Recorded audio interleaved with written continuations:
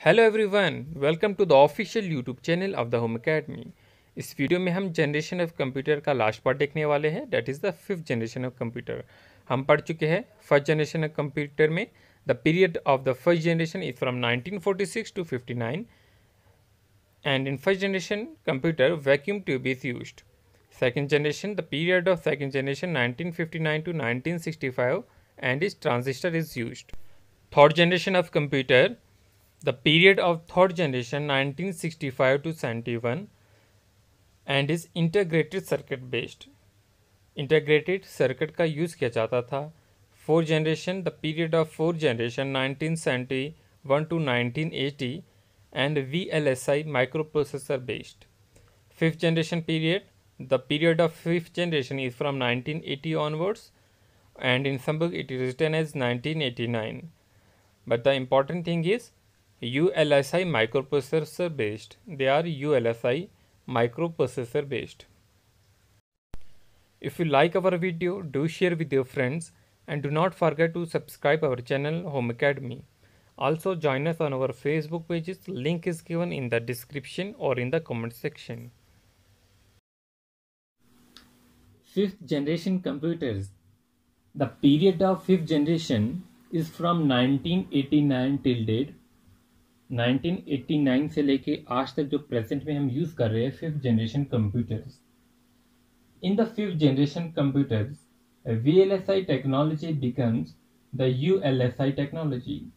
VLSI technology जो कि हम फोर्थ जनरेशन कंप्यूटर में पढ़ चुके हैं, फिफ्थ जनरेशन में वो क्या बन जाती है? ULSI technology. ULSI टेक्नोलॉजी बोले तो ultra large scale integration technology, resulting in the production of microprocessor chips having 10 million electronic components. यहाँ पर माइक्रोप्रोसेसर चिप्स का यूज किया जा रहा है.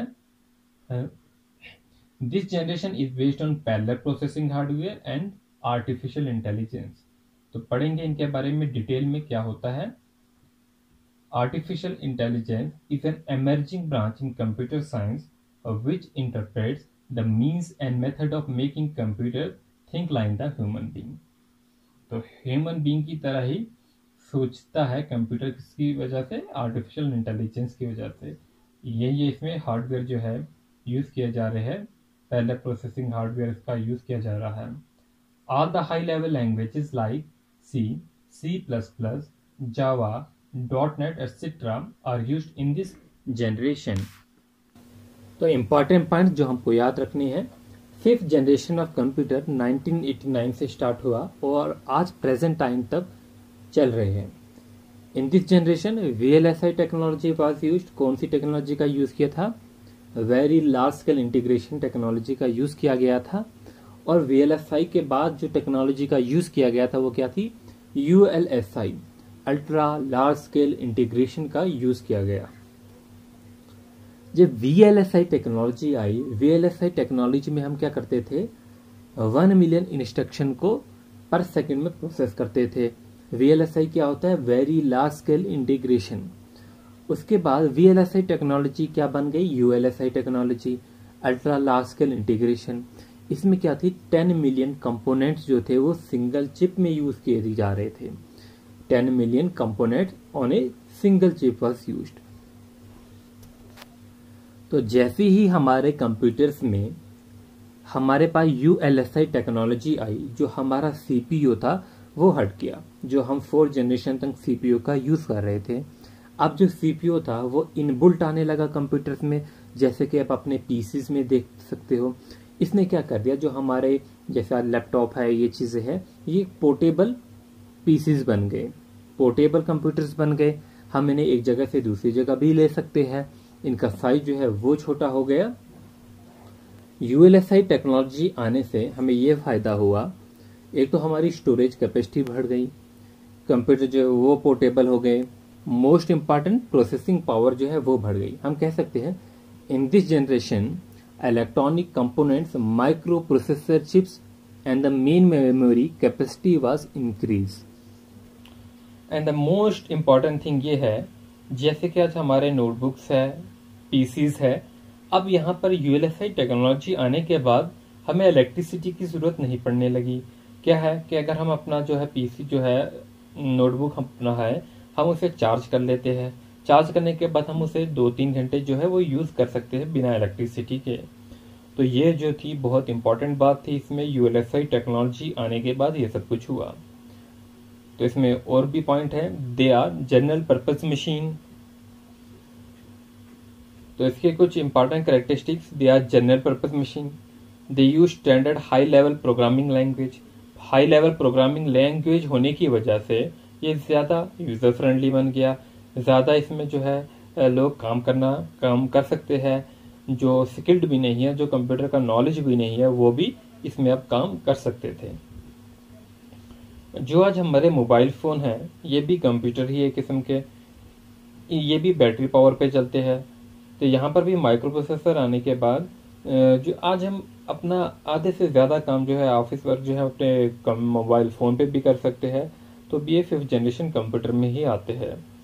तो they use less power also, no need for electricity, सीधे बैटरी पे ऑपरेट ही होते हैं। They are cheaper and affordable for all. तो इनका रेट भी जो है वो बहुत कम है और as compare to the 4th generation computer, 5th generation का जो रेट है बहुत कम है। स्मॉलर इन साइज, आप देख सकते हो कितने बड़े बड़े कंप्यूटर होते थे और आज जो है ये कितने स्मॉल हो गए। Require less maintenance, maintenance cost भी जितना छोटी चीज़ है उसकी मेंटेनेंस भी कम है।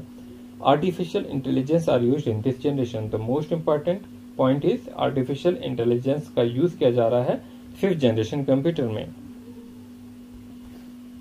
तो आर्टिफिशियल इंटेलिजेंस क्या है, जैसे कि आज हमारे साइंटिस्ट है, जो साइंटिस्ट है वो रोबोट्स बनाते हैं, तो मिनी रोबोट्स बनाते हैं। वो क्या होता है, प्री प्रोग्राम्ड रहते हैं, उन्हें पहले ही प्रोग्राम किया जाता है, उन्हें इंटेलिजेंस दी जाती है कि आपको ये काम करना है, इस प्रोग्रामिंग पे ये काम करना है।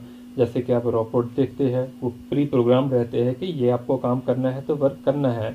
तो ये कहा जाता है इसलिए आर्टिफिशियल, क्योंकि वो साइंटिस्ट द्वारा बनाए जा रहे हैं और जो साइंटिस्ट है उन्हें पहले ही प्रोग्राम कर लेते हैं कि आपको ये वर्क करना है।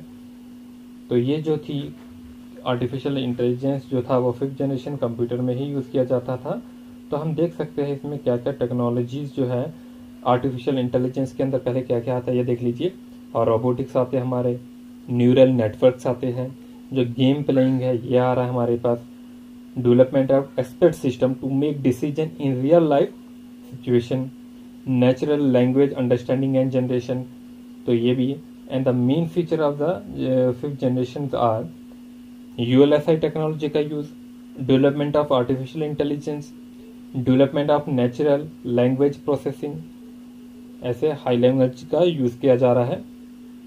Advancement in parallel processing, advancement in superconductor technology, more user-friendly interface with multimedia features, availability of very powerful and compact computers at cheaper rates। तो कुछ एग्जांपल देख रहे थे हम इसकी 5th जनरेशन कंप्यूटर्स की। Some computer type of the generation are like desktop, laptop, notebook, ultrabook, Chromebook. ये कुछ एग्जांपल्स हैं। चलिए इसे जो है सारे को समअप करते हैं।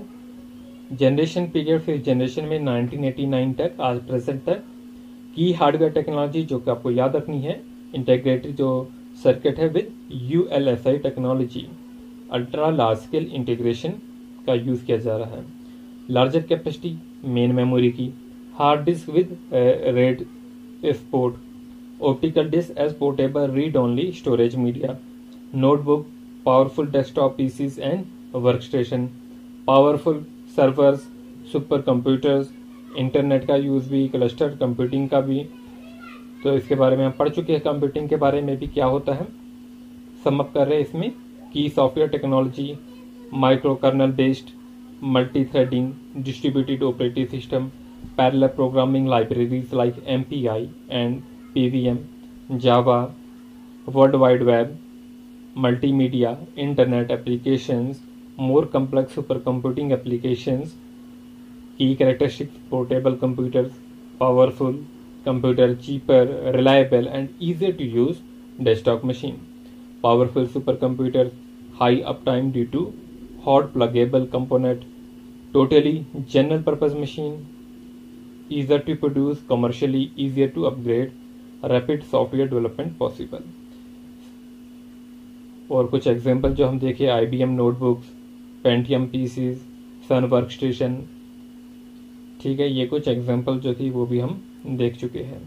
तो इस तरीके से हमने first generation, second generation, third generation, fourth generation, fifth generation complete कर चुके हैं। तो इस पे जो है मल्टीपल चॉइस क्वेश्चन अब हम डिस्कस कर सकते हैं। जो इंट्रोडक्शन है अभी तक हम पढ़ चुके हैं। इंट्रोडक्शन में हमने आर्किटेक्चर भी पढ़ लिया, कंप्यूटर फंक्शन सारा उसके बारे में पढ़ चुके हैं, इंटरनेट के बारे में, ईमेल्स के बारे में, जनरेशन का भी हम जो है वो कंप्लीट कर चुके हैं।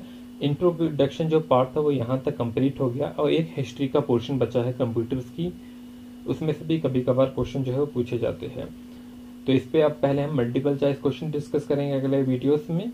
ये वीडियो का 14th पार्ट है शायद, या 13th या 14th पार्ट है। हाँ, 14th पार्ट है वीडियो का। तो आगे आने वाले पार्ट में अच्छे से हम जो है अपने मेन टॉपिक्स जो है वो हम डिस्कस कर सकते हैं। यहाँ तक तो जो है एक दो क्वेश्चन ही पूछे जाते हैं बस, यही कि जनरेशन में का जनरेशन पीरियड क्या था, जनरेशन पीरियड के अलावा जो की सॉफ्टवेयर टेक्नोलॉजीज का यूज़ किया जा रहा है उतना ही आपके लिए इम्पॉर्टेंट है, या की हार्डवेयर टेक्नोलॉजीज जो है वही इम्पॉर्टेंट है। और